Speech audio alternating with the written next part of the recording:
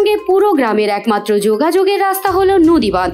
এই মাটির নদী বাঁধেরও এখন বেহাল অবস্থা। বিশেষত এক পশলা বৃষ্টি হলেই গোড়ালি সমান কাদা ঘেটে নামখানা ব্লকের নারায়ণপুর গ্রাম পঞ্চায়েতের ঈশ্বরপুর গ্রামের বাসিন্দাদের যাতায়াত করতে হয়। স্থানীয় সূত্রে জানা গিয়েছে, অতীতে ঈশ্বরীপুর গ্রামের দুই পাশ মিলিয়ে দৈর্ঘ্য ছিল প্রায় 5.5 কিলোমিটার। বর্তমান নদীর ভাঙনের ফলে গ্রামের দৈর্ঘ্য অনেকটাই কমে গিয়েছে। এখন দুই পাশ মিলিয়ে গ্রামের দৈর্ঘ্য এসে দাঁড়িয়েছে প্রায় 4.5 কিলোমিটার।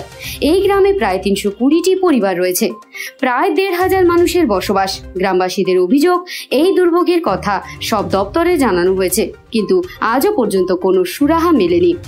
এ বিষয়ে স্থানীয় এক বাসিন্দা বলেন, কোনো রাস্তা নেই, এই রাস্তা না যদি করে কি করব আমরা? এই গাং বাঁধ দিয়ে চলাফেরা করি কাদা দিয়ে। হ্যাঁ, খারাপ রাস্তা তো প্রত্যেক বছর বন্যা হাঁটে, তো প্রত্যেক বছর বন্যা, কোনো বছর আমাদের ভাসতে বাকি নেই। ওই তো বর্ষাকাল যখন আইলো তখন ভয়ে এদিক সেদিক এই এদ্দ তাদ্দ ছুটতে হয়, যেটি যার আছে ছাদের ঘর আছে, কে ফেলার দিচ্ছে সরকার থেকে ছুটে চলে গেল। না, আর রাস্তা কোনো যে রাস্তা নেই, ওই রাস্তা না, এই একই রাস্তা।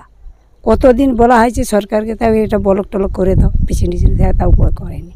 কী করবো? ওইতে আছি, ওইতে বাচ্চা কাচ্চা সব স্কুল যাচ্ছে, অর্ধেক দিন স্কুল যেতে পারেনি বাচ্চা কাচ্চা, কী করবে?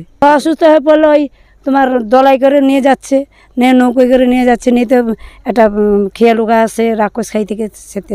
হ্যাঁ, কী করবো? তোমার যত ঝড় হোক বৃষ্টি হোক ঢেউ হোক সেটি করে নিয়ে যেতে হয়।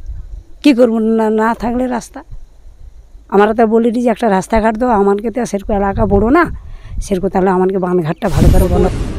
তবে সুন্দরবন উন্নয়ন মন্ত্রী বঙ্কিমচন্দ্র হাজরা বলেন, ইতিমধ্যে বিধানসভার স্ট্যান্ডিং কমিটি ও সেচ দপ্তরের আধিকারিকরা ওই এলাকার নদী বাঁধ পরিদর্শন করেছেন। তারা এই বিষয়ে আগামী দিনে নবান্নে ও সেচ দপ্তরের কাছে একটি রিপোর্ট পেশ করবেন।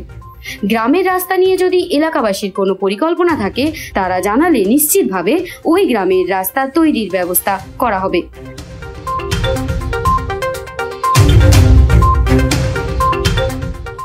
নামখানা থেকে রবীন্দ্রনাথ মণ্ডলের রিপোর্ট, বিবি বাংলা নিউজ টিম।